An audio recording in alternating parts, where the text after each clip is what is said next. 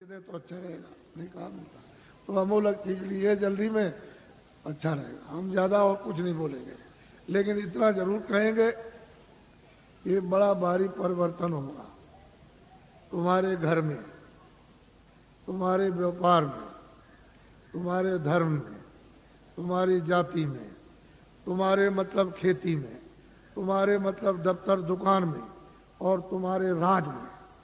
इतना भारी परिवर्तन होगा जो तुमको ख्वाब और सुन में भी पता नहीं है। ऐसा मालूम होता है कि बड़े भारी कष्ट आने वाले, तकलीफ तुमको तो अभी पता नहीं है। अभी तक इतनी तकलीफ 47 सालों में नहीं आई, इतना दुख नहीं आया, इतनी परेशानी नहीं आई, इतना कोलाहल नहीं हुआ, इतना त्रायमाम त्रमय मचा वो आगे आने वाला। तो तुमने कोई बचाव के लिए सोचा, कोई बचाव की कोई औषधि, कोई चीज आपने ली है कि जिससे की तकलीफों से बचाओ? तो उसके लिए तो कुछ नहीं। लेकिन मैं तुमको इशारा किए देता हूँ ताकि तुम दुकानदार हो, पढ़े लिखे हो, ताकि तुम भी ये समझ जाओ।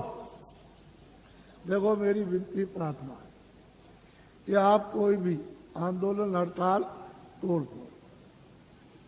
दुकान को बंद करना, दुकान को जलाना, कारखाने को बंद करना, कारखाने को जलाना, दफ्तर को बंद करना, दफ्तर को जलाना, फिर बस को तोड़ना, रेल को तोड़ना, सड़क तोड़ना, ये सब अमानवीय काम आप लोग अपने अपने सब लोग बंद कर दो। ये तुम्हारा काम नहीं है। सही सच्ची बात तो ये है, ये बुद्धि का पागलपन है। इसको तो आप बंद कर दीजिए। क्यों बंद कर दीजिए? यही जब तुमको राज मिला था और खजाना तुमको मिल गया, फौज फाटा, कागज पत्थर और दफ्तर मिल गए, प्रजा मिल गई, तो इसको सबको उपदेश करना चाहिए था कि ये सब सामान तुम्हारा है। दफ्तर तुम्हारा, खेती तुम्हारी, दुकान तुम्हारी, कारखाना तुम्हारा, बस तुम्हारी, और तुम्हारा मतलब ये रेल तुम्हारी, सड़कें तुम्हारी, और तुम्हारे काम आएंगे, सब तुम्हारा है। और ठीक भी बात है। अभी मैं रास्ते में आ रहा था तो रास्ता जाम, तो सड़क तो आप भाई आपकी है, आप आ रहे हो, आपके काम आएगी। तो मतलब इसका मतलब ये नहीं है कि आप नहीं गए उस सड़क पर तो आपके काम आएगी। आप 2 दिन बाद जाओगे तो सड़क जाम हो जाएगी। तो आपको तो ये जानना चाहिए सब चीजें मेरी है। अब इनको आपने जला दिया, जलवा दिया, जला दिया, तोड़ दिया, फोड़ दिया, दुकान को, दफ्तर को, कारखाने को, इसको उसको, तो ये जो आमदनी का नुकसान हुआ ये किसका हुआ? हे बच्चों, तुमने अपनी आमदनी उसको जला करके खाक कर दिया, अब रो रहे हो।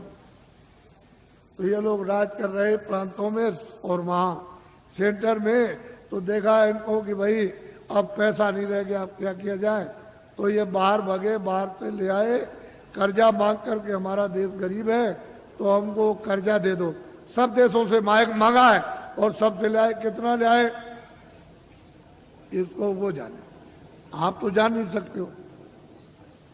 लेकिन इतना कर्जा ले आए कि दे नहीं सकते, और उस कर्जे का इतना ब्याज हो गया नहीं दे सकते।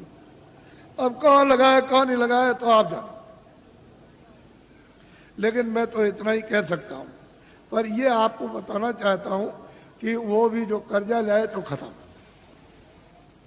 पता नहीं कहां चला गया। अब ये लोग भगे कि देश कैसे चलेगा, तो वहां सरकारों से मिले हर मुल्क में कि देखो भाई हमारा देश बहुत गरीब है, और मतलब यह है कि अपने देश के बड़े बड़े उद्योगपति, सेठ, साहूकार, पैसे वाले हमारे देश में भेजो, हम सुविधा सब प्रकार की देंगे और वो पूंजी का यानी रुपए पैसे का फैलाव कर दे विस्तार।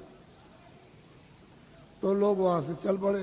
तो मैं 4 साल से बोल रहा हूं लगातार कि देखो भाई उनके आने का यहाँ मुहूर्त नहीं है।